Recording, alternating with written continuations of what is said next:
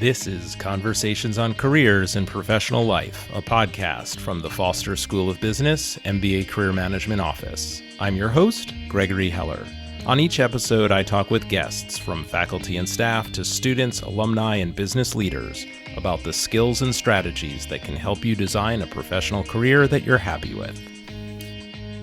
My guest today is Jeremy Schifeling. Jeremy is the founder and mastermind behind The Job Insiders, the creator of a collection of career masterclasses, including Land the Perfect Job with LinkedIn and Accelerate Your Job Search with ChatGPT. He wrote the indispensably valuable book, Linked, Conquer LinkedIn, Get Your Dream Job, Own Your Future. And we talked about that book and his advice for using LinkedIn back in May 2022. I'll put a link to that episode in the show notes. And that was before most people had heard anything about ChatGPT and generative AI. More recently, he wrote the best-selling ebook, Career Coach GPT. Jeremy and I co-presented a session on using generative AI in business school career services centers at the Career Services Employer Alliance Global Conference in June. And just this week, Jeremy presented a workshop on leveraging LinkedIn to Foster's MBAs for the 7th year in a row. Jeremy, welcome back to Conversations on Careers and Professional Life. Oh, thanks for having me, Gregory. And I can't believe that in May 2022, we had little inkling of what was about to happen to transform our careers and the careers of the students we serve. I know. It's pretty miraculous. It's been about 22 months since ChatGPT has been out in the wild, and many people listening to this still may have had only minimal interactions with tools like that.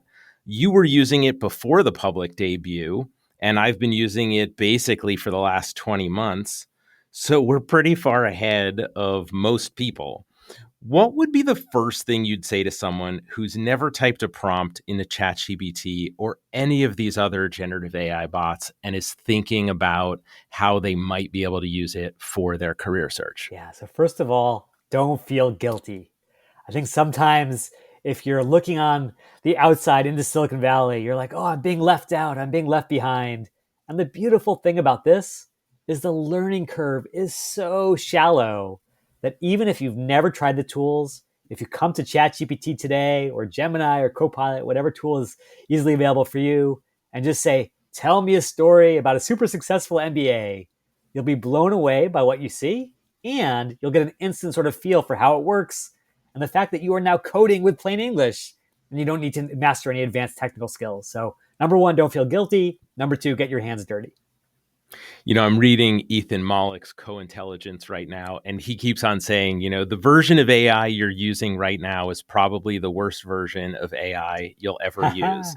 And when I think about where it started for me, you had to be pretty prescriptive in your prompts. And I think what most people are noticing now, as particularly ChatGPT, but also there are a number of other platforms out there or tools like Claude from Anthropic, Perplexity, or Llama, is that they're getting really good at just interpreting what it is that you're saying. There are some tips and tricks to get the best output from these tools. What are some of the ones that you found and that you recommend to people when you're teaching on this topic? Yeah, you nailed it, Gregory.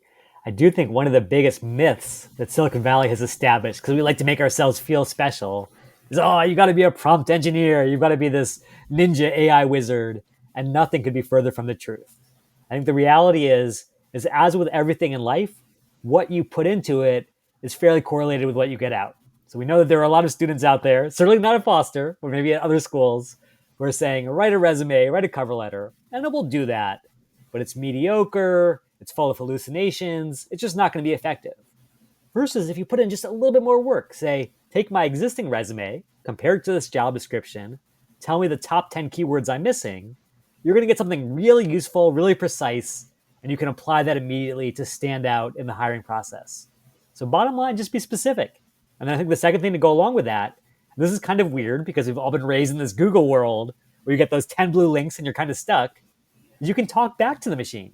You can say, hey, that's pretty good, but now give me more data. Give me some citations. Make it a little more effective. And it will achieve what you want if you spell it out and are really clear about what you're hoping to get. So definitely number one, just be specific. And number two, don't be afraid to talk back. Yeah, I think the talk back is a really important key because you can improve over time. Yeah.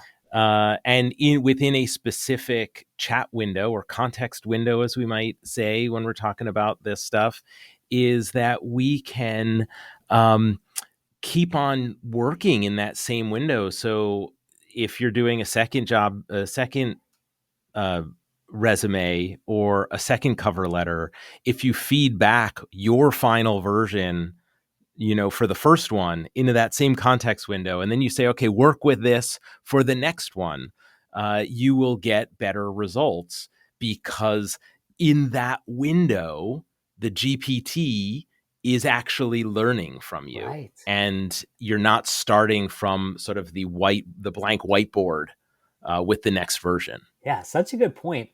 And I think that in some ways it's actually more natural, right? The idea that like you would go to this great Google genie and say, Google, please give me the best links. It's not very natural. It's very artificial. Versus this is more like working with a research assistant or working with your own intern, where you go back and forth, ultimately working together to get the best output. Yeah, and that brings up one of the other things that's worth mentioning. And a lot of experts on this have hit on this as well. If you tell the AI you're working with what you want it to be, like what role you want it to play, you will also get better results. So if you say, act like an expert career coach and give me some advice on my cover letter, you will get better results than if you don't add that one line in there. It's so true. We're both parents, Gregory. So it's kind of like being a parent, where if you're not clear with your kids about what you want, you can't really blame them when they screw up. Versus if you set clear expectations, here's what good looks like, here's what we're going to do together, you just get better results. Yeah, that's great.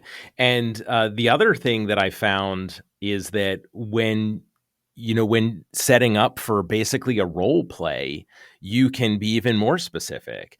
Act like a hiring manager who's aggressively questioning me for the following job description. You will get different types of questions and different types of maybe even follow-up questions than you would if you just said, ask me some behavioral interview questions. That's right. And I've got to say, for the benefit of everyone listening, Gregory, you have to explain what you demoed in that presentation we did together, because it really was a jaw drop, a mic drop moment. So Gregory was using ChatGPT's sort of vocalization feature, and tell Yeah. everyone what you did, because that was just mind blowing. Yeah. So if you're at the level of this recording, it's the 4.0 level of ChatGPT, and you open it in the app, you can talk to it, and it will talk back with you with very low latency.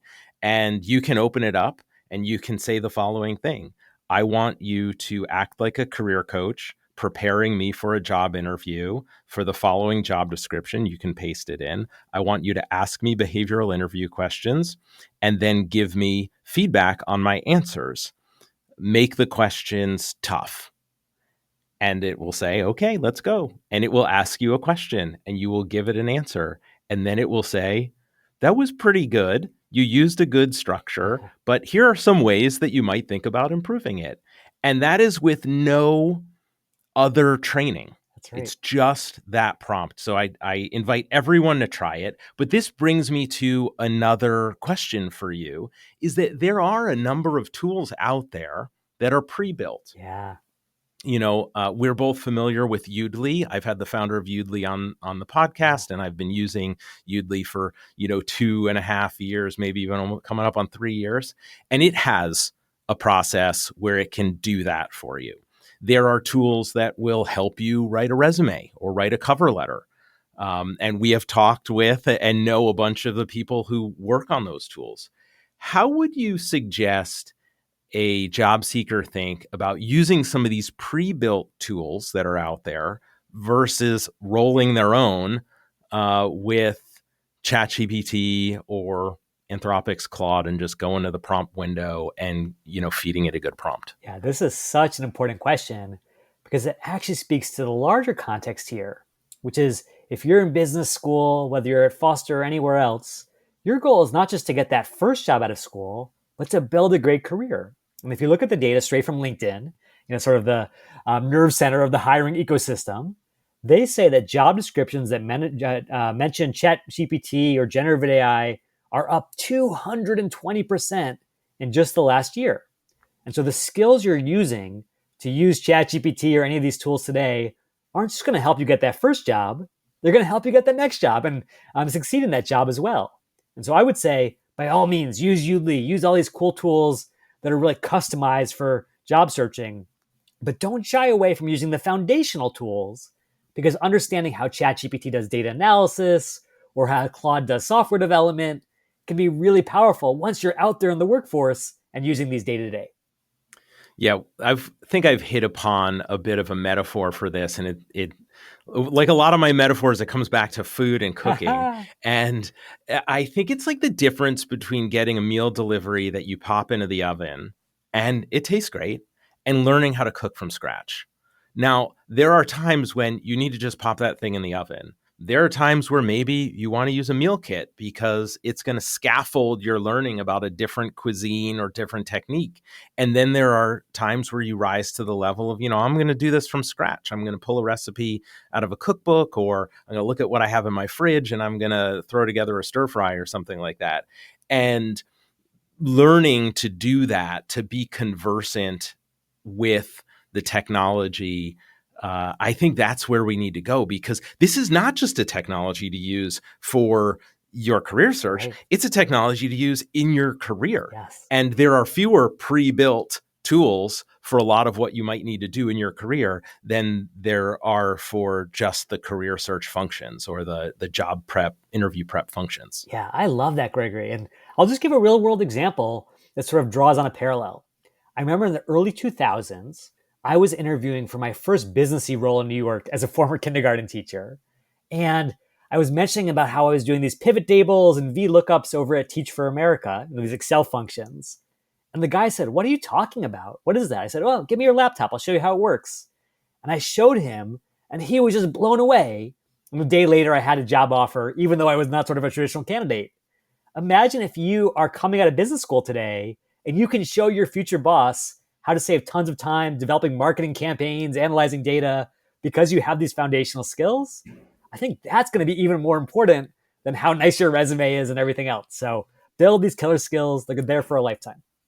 So we alluded to a couple functions that you might use ChatGPT or other similar tools for, like helping with a resume and helping with a cover letter. And I know in your masterclass on accelerating your career search with ChatGPT, you've got some great examples. You've got a tip sheet there that goes through some of what we just said about going beyond the just write me a cover letter for this job description, but giving it some background, and then maybe even continuing to train it by giving it the final versions of the cover letters you submit. But what are some other ways that people might not think of to use these tools while they're in that career search that you have found are really useful and powerful? I know we've talked about some of them, but I want to hear you share what you think is really useful. Yeah, I feel so strongly about this, that business school is one of the best moments in your life, not just to, get in line and follow everyone into consulting or banking or product management, but to actually find the path that's right for you. Problem is there's probably a million different roles out there. And we, as folks who've been exposed to a steady diet of pop culture and social media, we only know 10 or 100. There's influencers, there's bankers. What else is there? Well, ChatGPT knows every role under the sun. And so if you were to go in there and say, "Hey, here's my Myers-Briggs test," or "Here's my Strengths Finder result," or "Here's the kind of stuff that I love doing," what are 10 paths that would be authentically a good fit for who I am? You're going to have your mind blown by all these roles that are really an amazing fit, and maybe you would never even heard of them. And so before you get into resume mode and cover letter mania, start with that more first critical question, which is, what should I even be doing with my life? AI can really help there as well. And I think another way to go about that, again, to get beyond the answer machine habit of typing something into Google, is to use what is referred to as a meta prompt before you even say that, and say, what's some other context information or details that would help you run the following prompt. Yes. And then the GPT might ask you, well, what kind of jobs have you had before? Could you share your resume? What really excites you? And you answer those questions, and then it can even dial it in closer and be more specific. Or you could start by giving it more of that detail, like your resume or the industries that really interest you or the kind of problems that you like to solve or want to solve. Absolutely. And then not only can AI be additive in the way you were describing, Gregory, but it can actually be subtractive in a helpful way, where I think so often we come in with this overconfidence. Okay, there are a certain number of jobs that are on a pedestal. Consultant at McKinsey, banker at Goldman Sachs, product manager at Google. But the reality is, those roles are going to be really good fit for some people, not at all a good fit for others. And having ChatGPT play the devil's advocate role that so few students have access to, where it says, what are 5 things that might lead to me having disastrous experience in the space? What should I be worried about? Who hates these jobs in the long run? Can give you a different lens for looking at that career versus just that classic business school lens of FOMO. What are all my friends doing? Yeah, that's great. So, job searching or wayfinding, even, kind of some of the stuff that you might do going through exercises in the book Designing Your Life, you can use GPT to augment that experience, to give you some ideas, the ideation phase, if you're feeling stuck. And then when you have some job descriptions, you alluded to, like, hey, what are the keywords that might be missing from my resume? But are there any other ways that someone might use, let's say, a collection of job descriptions that they've found and leverage or mine that for some data or insights that could help them in the job search? Yeah, for sure. So here's a really classic example. People say, okay, I got the idea of having personalized resumes. Got my product manager resume, my consulting resume, my banking resume. They're going to be different. They're going to be unique. But now I only have one LinkedIn profile. What the heck am I supposed to do with that? And a really cool Venn diagram type exercise you can do is you could paste in a job description from each of those areas and say, ChatGPT, what are the underlying skill sets here? What is that union that ties these things together? And that's the story I can tell my profile that ultimately fits all of those really well. So it's really powerful, not just at seeing the opportunities in one space, but actually finding the commonalities across spaces.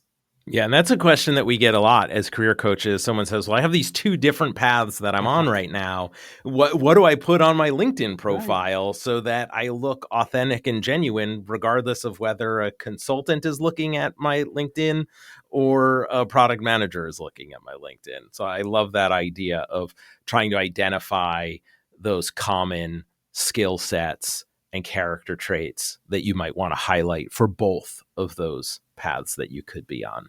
Absolutely. Now, I think I heard someone say at that conference where we presented, that they received a bunch of cover letters for a job, and they all read pretty much the same and were obviously created with ChatGPT. So I think one of the concerns that anyone who's played around or used these tools more than in passing is that they have a certain tone or a certain sound. What would you say is a good way for a job applicant to ensure that if they're using these tools to help with their resume or help with their cover letter or help with their LinkedIn, that they're still sounding authentically themselves and they're not sounding like everyone else who's trying to leverage these tools for the job search? I'm so glad you brought that up, Gregor, because it comes back to what is the whole point of the job search? What's really happening here? Is this just like a random game, or is it actually sort of a structured process? I mean, if you think about it, it's like any marketplace. The marketplace for stocks, the marketplace for housing, in this case, the marketplace for talent. And as in any marketplace, differentiation tends to win.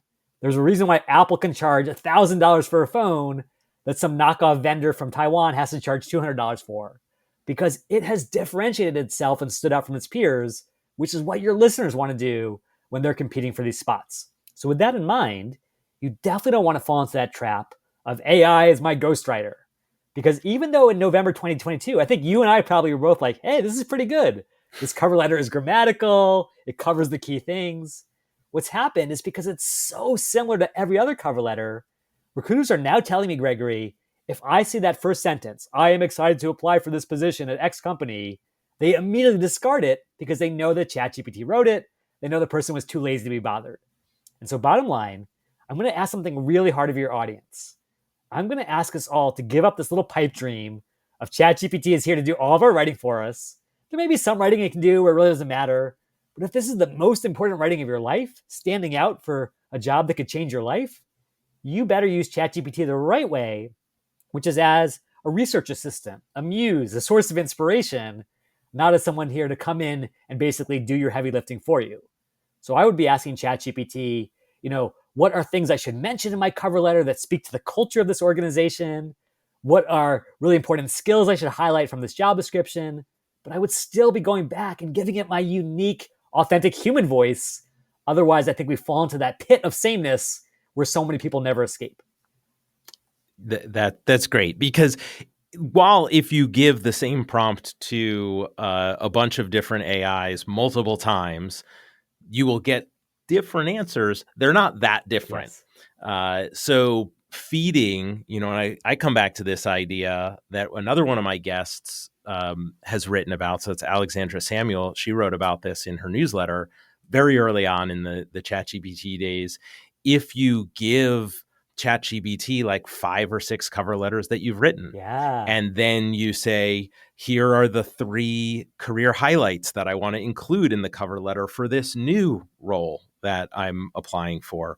You will get something that is much more like your own writing style, as well as much different than the generic output of the tool. And then you can spend time editing and refining that. I like the story of, I guess, Michelangelo, who had his assistants, do 90% of the sculpting, of freeing the sculpture from the stone, right? And then he came in and did all the fine work that makes those sculptures what they are.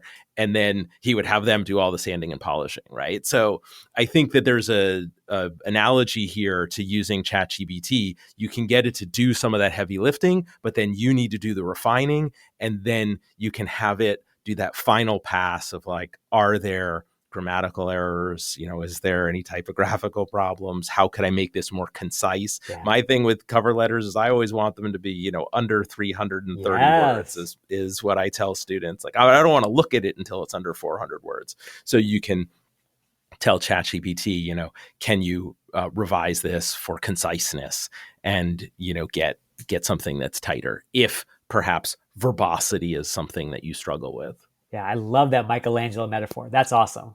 Basically, we're freeing our personalities, our uniqueness from the stone of ChatGPT. Yeah. Do you think there's a risk of people just becoming overly reliant on these tools, or is that cat out of the bag, so to speak, and this is the world we live in now, where everyone in any type of knowledge working job is going to have, their co-pilot, their assistant, their super intelligent intern in their pocket, sitting, riding shotgun with them throughout the day? Yeah, so this is an interesting question, because you could definitely start to imagine this future where it's one AI talking to another AI. So I generated my resume with AI, and then it's scanned by an AI-powered applicant tracking system. And if there were no humans involved in the process anywhere, maybe we all just sit back and call it a day. But I think as long as humans still make the decision, and who knows, maybe things will be different a decade from now. So I'll have to come back for the next edition of the podcast. Or our bots will have the next edition. That's right, exactly. Gregory GPT. I think as long as humans are involved in the process, I think we're going to still crave those uniquely human things of authenticity. Who are you really as a person? Am I getting a real sense of you versus just as like a algorithmically generated list of keywords? I think there was a really good New Yorker article about this week. I don't know if you read this, Gregory. It was saying, here's why AI, at least as constituted today, will never create art. Because what is the definition of art? It is making choices. Like you were talking about with Michelangelo or with the chef. To be a great chef, to be a great sculptor, you have to choose something over another. You have to make some sacrifices. Whereas AI, of course, is not consciously thinking of anything. It's just spitting out patterns. And so the result is, I think we're always going to have a hunger, and maybe even a greater hunger for it, in a world where so much stuff is boilerplate. What feels genuine, what feels fresh, what feels new and exciting. And as long as that's something that we crave as humans involved in the process. I think it's going to be hard for AI to replicate. I've talked to folks that are in the kind of space that we swim in, career services, recruiters and such. And it seems to me like we're in a moment, there's an inflection point where the cost of applying for a job has gone to zero because of these tools. The cost of reviewing applications when you're getting 10x the number you were getting before has either gone up astronomically or has then led you to say, okay, well, the cost has to go to zero. I just have to use, an AI tool to weed out these applications. In this world that we're in right now in 2024, where that's happening, where applicants are routinely applying to 200 to 1,000 jobs, and jobs that used to get 500 applications are getting 5,000.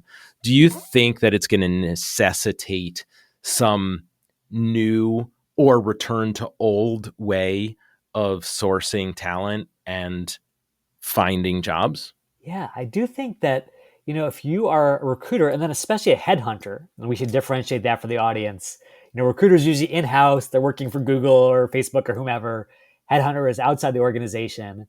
Again, you're getting paid to find distinct, unique candidates. You do not eat, you do not provide for your kids' college tuition unless you do something better than an algorithm could. And so I think that's going to drive a lot of people to say, hey, we're just going to give up on this entire thing of, this giant haystack looking for a needle. We're just going to go out to LinkedIn or whatever the LinkedIn is of the future. And we're going to find the people that we love because they're giving us something that really resonates with us, whether it's the skills, the passion, the sense of unique value prop that we all crave in someone who's awesome on our teams. And so I do think that the arms race or the cat and mouse game, whatever metaphor you want to use, is going to get really old really fast. And I would love to hear your take, Gregory, because I'm curious, what do you think will come next based on the recruiters you're talking to at Foster? Well, I think it's important to differentiate between, let's say, the MBA internship pipeline roles, Sure. And then full-time hiring, industry hiring roles. But I think that we're going to see a turn back towards some of the referral-based recruiting that sort of fell out of favor just in the last couple of years. I think that brings with it some concerns about diversity in the workplace, because people's networks tend not to be super diverse. So I think that's one thing. But I think, as you point out, to become a referral means you have to be out there talking to people, whether that's in person, in the real world, or online, interacting with people on LinkedIn, for example. And I know that where you sort of started this journey of helping people with the job search is with LinkedIn. So I'm wondering if you have any thoughts about using LinkedIn in the fall of 2024 that are different than they were when you published your book back in 2022. Yeah, really good question. So I guess what I'm thinking about, I'm going to go back to that construct of differentiation. And I was thinking about it through a slightly different lens now based on what you just shared with me, which is obviously a referral is a godsend to a recruiter. Here you have 5,000 strangers in your ATS. Who knows who's real, who's AI generated? And then all of a sudden you've got someone, flesh and blood, from someone you know and trust in your organization going to bat. Okay, that's amazing. But then I was thinking about it through the lens of, it's not even just the referral itself, the social proof that comes with it. It's the fact that this person went the extra mile. And again, what is hiring but trying to build a crystal ball to predict the future? Gregory seems great in this interview. Jeremy seems pretty good on this resume, but what will they actually be like on the job? And if you're willing to go the extra mile in a way that's not scalable, that's not easily AI faked, that's probably a pretty good proxy for what you're going to do once you're on my team. So I do think you're right. I think there's two levels of meaning to the referral, both the sort of a halo that comes from it and what it says about you and your drive. Let's shift gears for a moment here. We were presenting to an audience of career services professionals, career coaches. I'm wondering what thoughts you have, what advice you would give to those types of folks, career services professionals, career coaches, about how to stay ahead, one step ahead of their clients or their students as it relates to leveraging these AI powered tools? Yeah. And so I've got a slightly ulterior motive here in talking about this, especially to career coaches. I think I mentioned this at that conference we were at, which is I really see this as an opportunity, not just for coaches to sort of adapt to whatever's happening and just sort of keep up reactively, but instead to take the lead inside the institution. Because we all know that higher ed tends to be a little bit biased towards faculty, those with tenure, those with resources, and we get that. We understand the history there. But the reality is, for a lot of faculty, AI is an absolute disaster. If I was 5 years from retirement and I've been on faculty for 35 years and I've been giving the same assignment every single year, and now people are using AI to basically write the assignment in 5 seconds, now I've got to go back to pen and paper or multiple choice. I don't even know what to do. So I don't think a lot of faculty are going to lead on it, except for the Ethan Maliks of the world. Versus, I can see career coaches saying, this is not only awesome for me because I can scale up my impact, I can serve more students potentially using these tools, but I can also be kind of the oracle on the campus that is helping students see the future. Again, not just to get the job today, but to build the career tomorrow. And so I'm really excited for career coaches to, again, do all the stuff we talked about, getting your hands dirty, just start using it, start trying to apply it in your life, but also see it as an amazing just PR opportunity to be seen as a real source of leadership on the most critical technology of our time.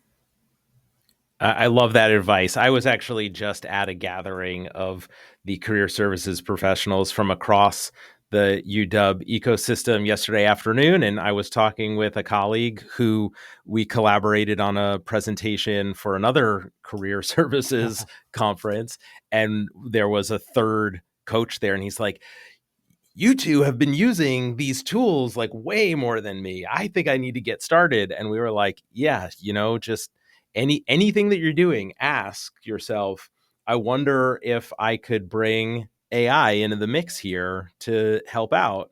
And he left jazzed with that challenge, and I say that to all my colleagues. And a day doesn't go by where I'm not using it for something, whether it's brainstorming or writing.